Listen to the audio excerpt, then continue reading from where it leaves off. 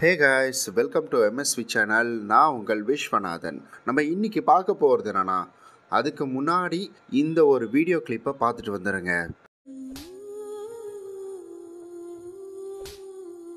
Video கிளிப்பை பார்த்துருப்பீங்க. பார்க்கக்குள்ள நமக்கு எவ்வளோ கோபம் வருது. என்னடா இப்படி பண்ணுறானுங்க, பைத்தியகாரத்தனமாக இவ்வளோ வேகமாக இப்படி அடிக்கிறானுங்களே, ஏதோ மாட்டை அடிக்கிற மாதிரி போட்டு அடிக்கிறானுங்களே அப்படின்ற மாதிரி ஒரு கோபம் வருது. ஒரு ஆதங்கம் அப்படின்றது நமக்குள்ளே வருது இல்லைங்களா? கண்டிப்பாக நிச்சயமாக எல்லாருக்குள்ளேயும் வரணும். அதுதான் என்ன, அந்த பொண்ணு ஏதாவது தப்பு பண்ணியிருக்கான், அடிச்சிருப்பான் அப்படின்ற மாதிரி ஒரு எண்ணம் வருதுன்னா சத்தியமாக இது உங்களுக்கான வீடியோவே கிடையாது. ஏன்னா உங்களுக்கு என்ன சொன்னாலும் புரிய போகிறதும் கிடையாது. இந்த வீடியோ பண்ணுறதுக்கான மெயின் ரீசன் என்னென்னா, நான் தொடர்ந்து கொஞ்ச நாளாக இது மாதிரி நிறையா விஷயங்களை பார்த்துக்கிட்டு வரேங்க. அதாவது வந்துட்டு பெண் குழந்தைங்களுக்கு வந்துட்டு நிறைய தவறான விஷயங்கள் நடக்கிறதா இருக்கட்டும் சரி, இல்லை வந்துட்டு பெண்களுக்கு தவறான விஷயங்கள் நடக்கிறதா இருக்கட்டும் சரி, இந்த மாதிரி நிறையா விஷயங்களை நான் பார்த்துக்கிட்டு தான் வரேன். அப்போ நான் ஒரு விஷயம் தெரிஞ்சுக்கிறது என்னென்னா, ஆம்பளைன்னா என்ன பெரிய ஆளா, ஆம்பளைன்னா என்ன இப்போ அப்படியே பெரிய டானா, அப்படிலாம் கிடையாது. இங்கே வந்துட்டு எதுக்காக பெண்கள் நாட்டின் கண்கள் அப்படின்னு சொன்னாங்க. பெண்கள் இல்லைன்னா இங்கே முடிஞ்சு போச்சு, சோழியே முடிஞ்சு போச்சு. இங்கே ஒன்றுமே கிடையாது. நாடு வந்துட்டு இதுவே ஆகாது, விருத்தியே ஆகாது. எப்படி ஆகும்? பெண்கள்ன்ற ஒரு பெண் தெய்வம் இல்லை. ஒவ்வொரு வீட்டில் இருக்கிற பெண்களுமே தெய்வம் தாங்க. அவங்கள நம்ம வந்துட்டு பார்க்குற விதம் தான் இருக்குது. தெய்வமாக பார்த்தா தெய்வம், என்னடா இந்த பொண்டாட்டி எப்போ பாரு கால் பண்ணிகிட்டே இருக்குது, தொந்தரவு பண்ணிக்கிட்டே இருக்குது அப்படின்னு பார்த்தீங்கன்னா உங்களுக்கு அவங்க ஒரு எரிச்சல் தான். சரி, நான் இங்கேருந்தே ஆரம்பிக்கிறேன், மனைவி கிட்டே இருந்தே ஆரம்பிக்கிறேன். அதுக்கப்புறம் படிப்படியாக ஒரு இடத்துக்கு போகலாம். எனக்கு தெரிஞ்ச விஷயத்த நான் உங்கள்கிட்ட பகிர்ந்துக்கிறேன். சரி, இப்போ நிறைய ஸ்டேட்டஸ்லாம் வரும். அந்த படத்துலலாம் காமிக்கிற மாதிரி அதெல்லாம் எனக்கு தெரியாது. எப்போ வர அப்படின்ற மாதிரி ஸ்டேட்டஸில் தொடங்கி, எப்பா கல்யாணம் ஆச்சுன்னா தலைவலிப்பா, கல்யாணம் ஆச்சுன்னா பிரச்சனைப்பா, வாழ்க்கையே முடிஞ்சிருச்சுப்பா அப்படின்னு வந்துட்டு ஒரு சிலர்லாம் ரொம்ப பில்டப்பாக ஸ்டேட்டஸ் வைப்பாங்க. ரொம்ப பில்டப்பாக வெளியில் அவங்க ஃப்ரெண்டுக்கிட்டலாம் டே கல்யாணமே பண்ணிக்காதரா அப்படின்ற மாதிரிலாம் வந்துட்டு சொல்லுவாங்க. ஆனால் ஒரு விஷயம் இப்படி சொல்கிறவங்க நோட் பண்ணி பார்த்தீங்களா? யாராவது நீங்கள் வந்துட்டு கல்யாணத்துக்கு முன்னாடி சாப்பிட்டீங்களா அப்படின்ற ஒரு வார்த்தையை கேட்டிருப்பாங்களா? உங்கள் அம்மாவை தவிர, உங்கள் அப்பாவை தவிர, உங்களை நீங்கள் எங்கே இருக்கிறீங்க, உங்கள் அக்கறை, அதாவது உங்கள் உடல் மேலே அக்கறை கொண்டிருப்பாங்களா? எங்கே நைட்டு கண்ணை முழிச்சிட்டு இருக்கீங்க, போய் படுத்து தூங்குங்க, வேலை நைட்டுடைய முடிஞ்சிச்சுன்னா போய் தூங்குங்க அப்படின்ற மாதிரியும், எங்கே குடிக்காதீங்க, எங்கே குடிச்சு உடம்பை கெடுத்துக்கிறீங்க. ஏன்னா உங்களுக்கு கூட கூட்டிகிட்டு போய் குடிக்கிறவன் நல்லவன், குடிக்க வைக்கிறவன் நல்லவன். கூட கூட்டிகிட்டு போய் ஊர் சுற்றி உடம்பை கெடுத்து நைட்டு ஃபுல்லாக ஊர் சுற்றி பகலில் வந்து தூங்கி வேலை பொழப்பு கெட்டு இந்த மாதிரி இருக்கக்கூடிய உன்னுடைய வந்துட்டு இதுவே அழிஞ்சு போயிடணும் அப்படின்னு நினைக்கிறவன் நல்லவன். அதுவே உனக்கு நல்லா இருக்கணும், நம்ம குடும்பம் நல்லா இருக்கணும், நம்ம நல்லா இருக்கணும் அப்படின்னு சொல்கிற மனைவி வந்துட்டு கெட்டவன். இந்த மாதிரி இருக்கிறவங்களுக்கெல்லாம் கல்யாணமே ஆகக்கூடாது. நான் என்ன சொல்கிறேன்னா, குடிச்சிட்டா எதுவுமே தெரியாதுங்க, அவன் குடிகாரங்க அப்படின்ற மாதிரி சொல்லுவாங்க. ஏன்னா இது நான் ஒரு சில இடங்களில் பார்த்துருக்கேன். குடிச்சிட்டு மனைவியை போட்டு அடிக்கிறது, பக்கத்தில் கூட நியர்பை கூட பார்த்துருக்கிறேன் நான். குடிச்சிட்டு மனைவியை போட்டு அடிக்கிறது. நான் என்ன சொல்கிறேன்னா, நீ குடிச்சிட்ட, பயங்கர தைரியம் வந்துடுச்சு, அப்போ போய் நல்ல ஒரு பதவியில் இருக்கிறவங்களும் நல்ல ஒரு பலசாலி, உன்னை விட பயங்கரமாக பலசாலி பாடி பில்டரு இல்லை பெரிய பெரிய மில்லியனர் மேலெல்லாம் கை வச்சிட முடியுமா உன்னால்? ஏன்னா அங்கெல்லாம் வச்சுன்னா உன்னை தலைகீழ கட்டி தொங்க விட்டு உரிச்சிடுவாங்க. அதாவது ஆண் பலமாக படைச்சதுக்கான காரணம் என்ன அப்படின்னா, பெண்களை அடிக்கிறதுக்காகவோ துன்புறுத்துறதுக்காகவோ இல்லை நம்மளுடைய பலத்தை அவங்க மேலே காமிக்கிறதுக்காகவோலாம் கிடையாது. விலங்குகளிடமிருந்து, மற்ற விலங்குகளிடமிருந்து மனைவியையும் பெண்களையும் காப்பாற்றுறதுக்காக தான் ஆண்களை கடவுள் பலமாக படைச்சார். பெண்களுக்கும் அதே அளவுக்கு பலம் அப்படின்றது கொடுத்துருக்காரு. குழந்தை பெற்றுக்கிற தன்மை அப்படின்றது அது மிகப்பெரிய ஒரு வரம். அது ஒவ்வொரு முறையும் ஒவ்வொரு ஜென்மத்தை அவங்க எடுத்துகிட்டு இருக்காங்க. அதாவது மறுபிறவி அப்படின்றது எடுத்துகிட்டு இருக்காங்க. சரி, ஓகே, இதெல்லாம் வந்துட்டு பெருசாக நம்ம சொல்ல போனோம்னா கிரிஞ்சி புளிப்பு அப்படின்றவாங்க. அது என்ன வேணால் நினச்சிட்டு போங்க. ஆனால் ஒரு பெண்ணோட பேச்சை கேட்காத ஆண் வாழ்க்கையில் உருப்படதா சரித்திரமே கிடையாது. இதை நான் கண் கூட பார்த்துருக்கிறேன். நான் ஆக்சுவலி இந்த வீடியோ பண்ணுறதுக்கான மெயின் ரீசன் என்னென்னா, நான் இந்த ஒரு வீடியோ வந்துட்டு நீங்கள் பாதி தான் பார்த்துருக்கீங்க. நான் இவங்களெல்லாம் போட்டு இதை வந்துட்டு ஒரு பெரிய விஷயமா ஆக்கணும் அப்படின்றதுக்காக நான் இதை பண்ணலை. அதனால தான் முழு வீடியோவை காட்டல.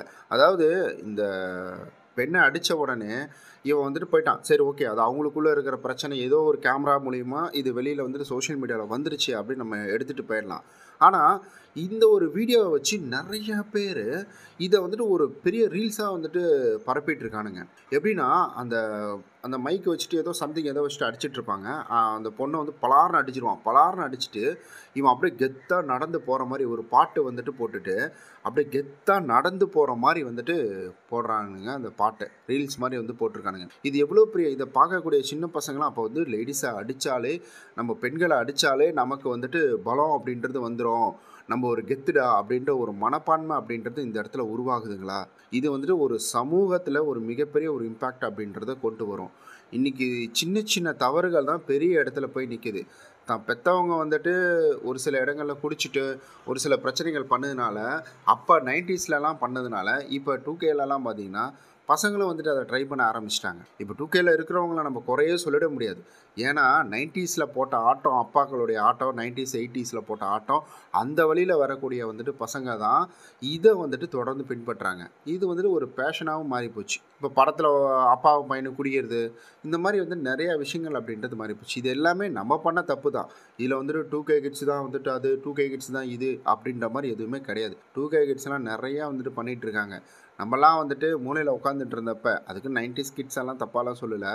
ஸோ நம்மலாம் வந்துட்டு மூலையில் இருந்தப்ப இவங்கெல்லாம் வந்துட்டு நிறைய டெக்னாலஜி வந்துட்டு யூஸ் பண்ணுறாங்க. அந்த டெக்னாலஜி யூஸ் பண்ணி எவ்வளோ பேர் நல்ல இடத்துக்கு வந்திருக்காங்க.